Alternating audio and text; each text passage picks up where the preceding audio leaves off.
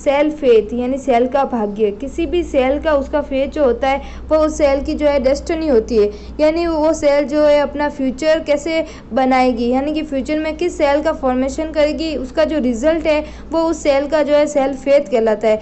जब अगर बात करते हैं अगर कोई स्पर्म है वो ओवम से फर्टिलाइज होता है तो वो एक यूनिसेलुलर जाइगोट का निर्माण करता है। यह यूनिसेलुलर जाइगोट की जो स्टेम सेल होती है वो कैसे डिटरमाइन या फिर कैसे डिसाइड करती है कि किस सेल से किस सेल का फॉर्मेशन करना है, यानी फ्यूचर में किस सेल को बनाना है।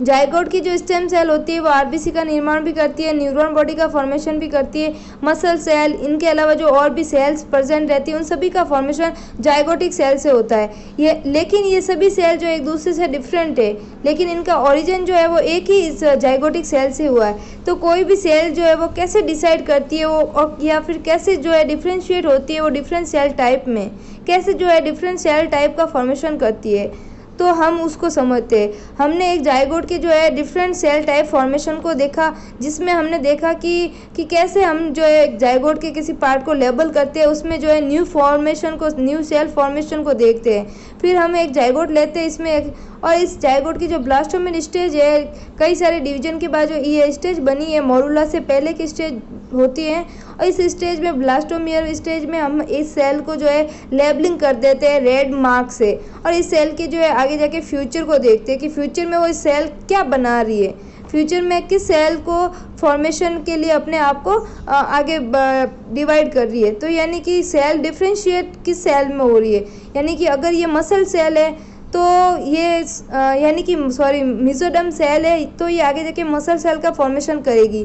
तो ये मसल सेल फॉर्मेशन हो रहा है या फिर नहीं, इसको हम इस एक्सपेरिमेंट के थ्रू समझते हैं। ये जो प्रयोग किया जा रहा है वो ट्रोपोग्राफिकल मैपिंग द्वारा किया जाता है, यानी कि इस सेल का जो फ्यूचर है उसको जो है हम एक ग्राफ के थ्रू या फिर एक मैप के थ्रू शो करते हैं, जिसमें हम इस सेल के जो है डेवलपमेंट उसमें आए, उस स्ट्रक्चर में आए जो है केमिकल चेंजेज, ऑर्गेनिक जो स्ट्रक्चर है उनमें चेंजेज जो आए उनको जो है मैप के थ्रू शो किया जाता है। इसमें बनने वाले मैप को जो है उस सेल के लिए सेल फेथ मैप कहते हैं। इस एक्सपेरिमेंट को रन करने के लिए हमने जो मार्किंग की है वो दो तरह से कर सकते हैं। पहला आर्टिफिशियल मार्किंग, इसमें whittle stand, radio active method, genetics marking, इसके अलावा काइमेरिक जो एम्ब्रियो उसके द्वारा भी किया जा सकता है।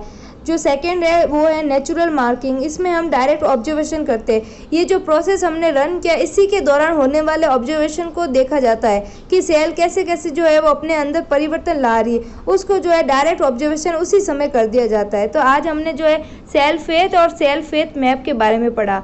कल हम आगे आने वाले वीडियो में है जो सेल लीनिएज के बारे में पढ़ेंगे।